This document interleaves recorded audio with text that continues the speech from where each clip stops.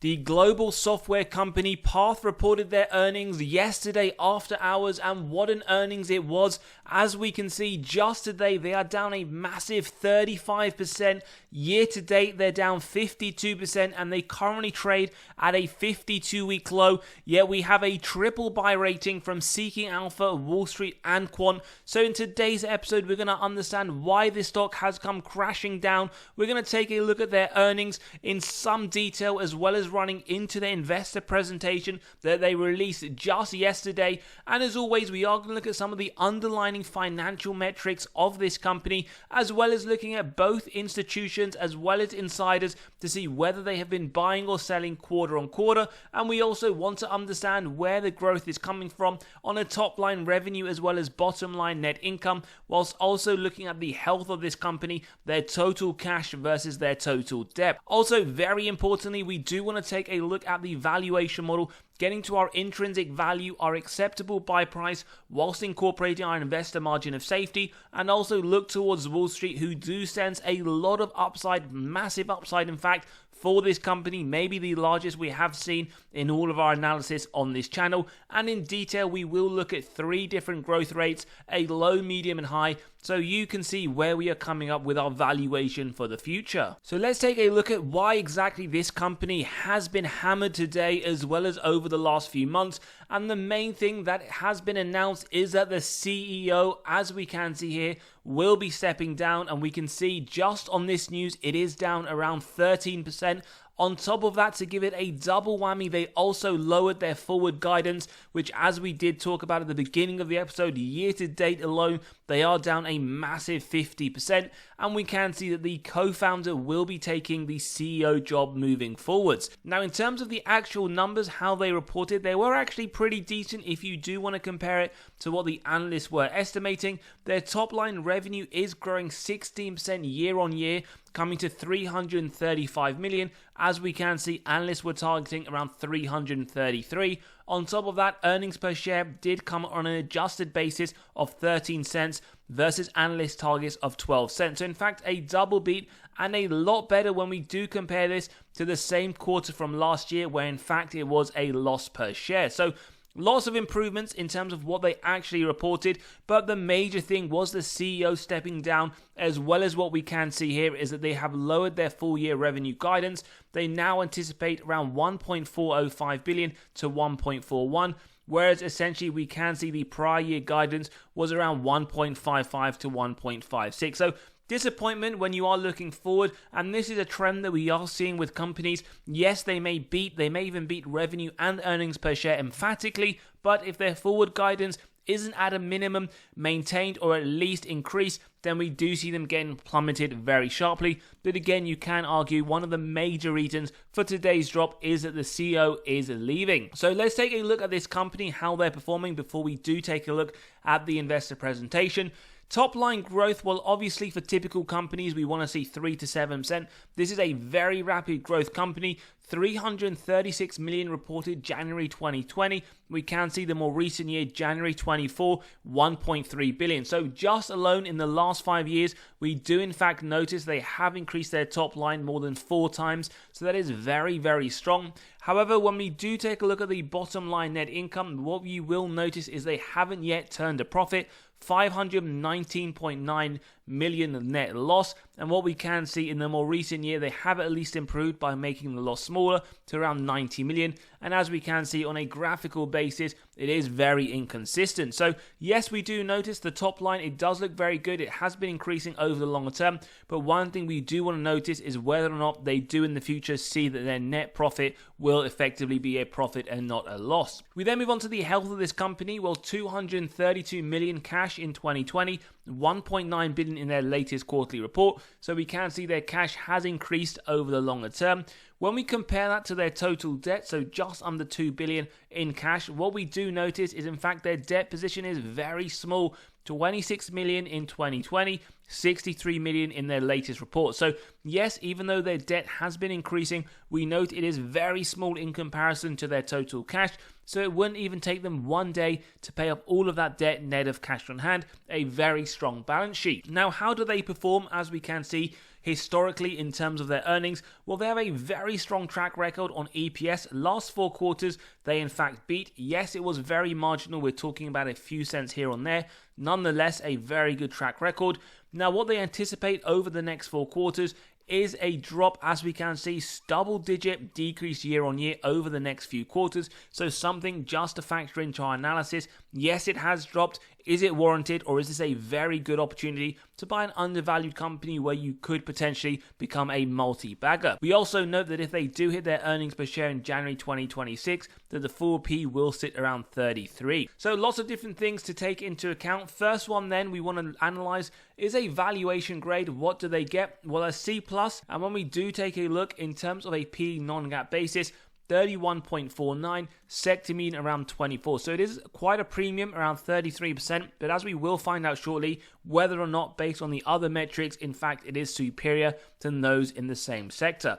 Other methods as well if you do want to take a look at comparisons, but overall this does get a C+ on this grade. We then move on to the growth grade. Now they get an A, and as we can see here, revenue year-on-year growth, well, look at that, 24%. Sector median around 3%, so a lot better. Forward looking, 20%, sector median 6.6. So already we can notice that it may be warranted or justified that they do trade at a premium to others on a median basis. One thing we do want to point out though, over the next 5 years, their earnings per share is anticipated to increase 33%, whilst we see others in the sector of around 14%. So we already can understand why, one, they are trading at a premium to others, and two, why they're getting an A on that growth grade. When we look at the profitability, well, another strong grade, A-, and when we take a look in detail, profit margin, phenomenal. I guess maybe you expect this in the software industry, 85%, sector median at 50%. In terms of the net income margin, no surprises there as we ran through. They haven't yet turned a profit, -7% versus the sector median of 2.7%. And when we take a look at a very good metric, just under 300 million cash from operations, with others around 91. So quite interesting to note that yes, they do trade a little bit higher, but in my opinion, based on some of these metrics, it could be warranted or justified. So a quick conclusion on this part of our analysis, a triple buy rating from all 3 analysts, a rare sight that we don't typically see on the channel. Valuation, C+, although with the drop and the update, this should be coming a lot better in the B range. Growth A, profitability A-. We then have a very quick look at how their performance has compared over the last year versus others in the system software. We have CyberArk, Monday.com, GitLab, as well as a few others that you probably have heard of. So what we do notice, no surprises there, they are the worst performing, down -28%, and you can see for the large one, there are a few of these companies that have also returned negatively. We do, however, have 2 that have been positive. All we would say is, yes, not the greatest performance over the last 12 months, but you could argue past performance in this case is not an indicator. Maybe it was oversold by the market. The CEO leaving shouldn't really warrant this kind of drop. But again, let's dig it deeper and see where the valuation lies with this company, and you will be surprised when we do get to that part. In terms of insider ownership, well, 22.37%, pretty high if you ask me. 4 instances of insider selling, 28.5 million in total. And in fact, we note in the last quarter, or the more recent one we should say, Q2 of 2024, 1.66 million worth of sales.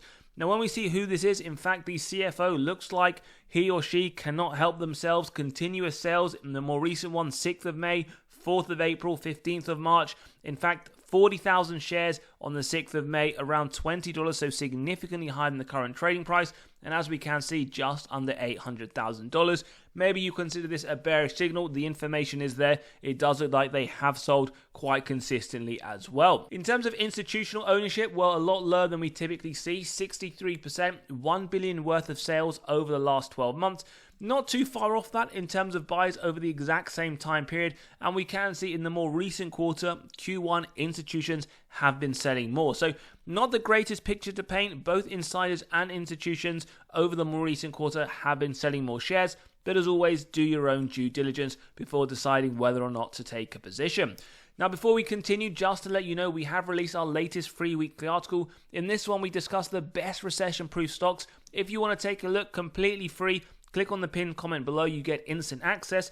We also cover 20 undervalued dividend stocks, as well as what websites and resources we use to analyze companies on the channel. Now, let's jump in before we look at the free cash flow as well as other metrics to see their presentation from yesterday, what we can derive from this information. So as we can see, 335 million in revenue in the quarter, 16% revenue growth rate year on year, very strong. ARR, as we can see, also a very strong growth rate of 21%, and the margin, which we will come on to shortly, at 15%. Ideally, I do like to see a minimum of 16%, so it isn't too far off it, as we can see here. We then take a look at their revenue and their ARR, specifically their annualized renewal run rate, looking very strong quarter on quarter. In fact, it continues to increase 28% CAGR as well, so this is the compounded annual growth rate, looking very good in my opinion. Doesn't look like it is slowing down just yet, but we can look at more of the detail in our analysis shortly. The other thing we wanted to point out here is that they're large customers, so these are contracts of over $100,000 just in the more recent quarter, or from Q1 2025, has increased from the same quarter in 2024, which is always a great sign. We then move on to how their results were from the same quarter. Now, their revenue is up. That is a good sign. One thing I do always like to mention, not only increases to the revenue, but also increases to the margins. What we do, however, see the margin did drop slightly, 85% to 83%, and we can see the operating loss, in fact, wasn't too far off the same quarter in 2024. Cash, however, what we do see, always a good sign to look at, has increased 100 versus 67.3. So fairly mixed, some good increases, some that are pretty much a borderline or very much in line with how it was from Q1 2024. Now, as we mentioned at the beginning of the episode when we looked at their earnings, they have lowered their guidance. Not the greatest sign, as we can see. In fact, Q1 of 2025, as we remember, was around 335 million. So this quarter upcoming, they do anticipate this to drop, as we can see here. In terms of the full year for their revenue, well, 1.405 billion to around 1.41 billion. If you do want a comparison of that, in essence, to how they were performing, we can in fact see it still is an increase from the previous year where they reported 1.3 billion. So now let's take a look at some of their underlying metrics. The first one is the free cash flow, very important. We do tend to ignore the earnings. It is susceptible to manipulation by management through accounting. One thing we do note with the free cash flow is that it has been increasing over the more recent period. From 2022, we do see it negative. However, it has been moving in the right direction. 2025, this is anticipated to increase as well by quite a very nice increase percentage-wise. So it is off to a good sign. What I do typically say on this channel is if you are someone who wants to look at multi-baggers, underlying companies that do have the potential to grow rapidly, you do want to kind of buy them at the stage where they are just moving from a negative position to a positive, whether that's the free cash flow and the profits, their margins. So this could be one definitely to potentially consider, but always do your own due diligence. Sales growth, I mean, strong double digit over the last few years. Hopefully this does continue, but as always, with companies that have rapid growth, you do need to understand and incorporate into your investment analysis whether or not you think they can continue. Sales growth, just another format to what we saw earlier. Shares outstanding, as we always say, we like it when companies do share buybacks. Here, they would have diluted your position over the longer term, something just to bear in mind. In terms of ROIC, now remember, it is fairly obvious this should be negative as they didn't turn a profit just yet. We want to see 10% or more to give us faith that management are able to effectively allocate their capital. The positive we can say from here, from around 2020, where it was very negative or very large, it has been increasing in the right direction, the negative getting smaller. Hopefully over the next quarter or the next years, we can see this turn positive. And the same can be said for the operating margin. Ideally, we do want to see this at a positive, and ideally minimum around 16%. In the more recent quarter though, we did see it around 15%. Free cash flow margin looking very strong in 2024.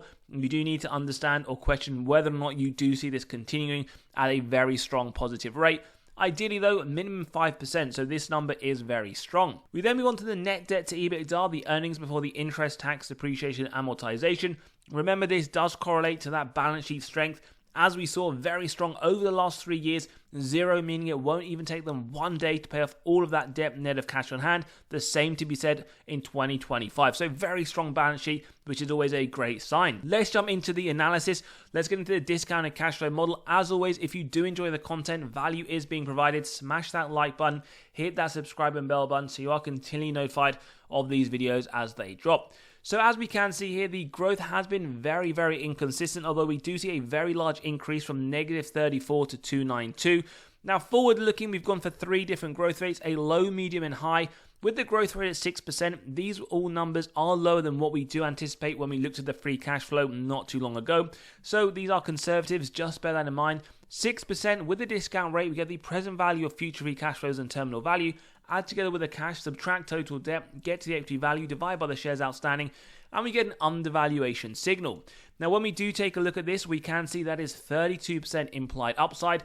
A lot of people will say that is way too low. 8%, $17.76. This gives a growth rate, or in fact an upside rate of 48%. And when we continue to around 10%, we can in fact see just under $20, which gives implied upside of 67%. Now, this is very subjective depending on what growth rate you see, but forward looking, you can use different numbers. If you do grab a copy of this model in the pinned comment below, you can run your own numbers around, play with this model as well as the others, just to see what you would get to, whether it's for this company or others in your portfolio. So let's get on and move to the next slide. We are going to take the middle one, so the 8%, to be very conservative forward looking, and that gives an intrinsic value of just under $18.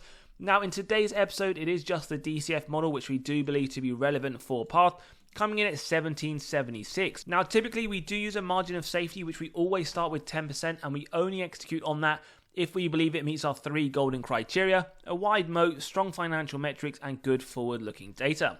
If you believe that for this company, well, it is a buy around $16, and then we keep going till it's near the current trading price. And for today's episode, we can see quite a large margin of safety. You could argue that, in fact, this market has overreacted to the news. It is between a 30 to 35% MOS level today. In terms of Wall Street, well, they see some massive upside, 97%. As we saw, there was a triple buy rating earlier, and they see the price going to $23.58. Nothing fundamentally has changed with the business itself, although the CEO is stepping down. So whether or not you do believe it does warrant the massive drop that we saw today, over 30%, in fact, 52% on a year-to-date basis, that is something that you will need to consider in your own investment analysis.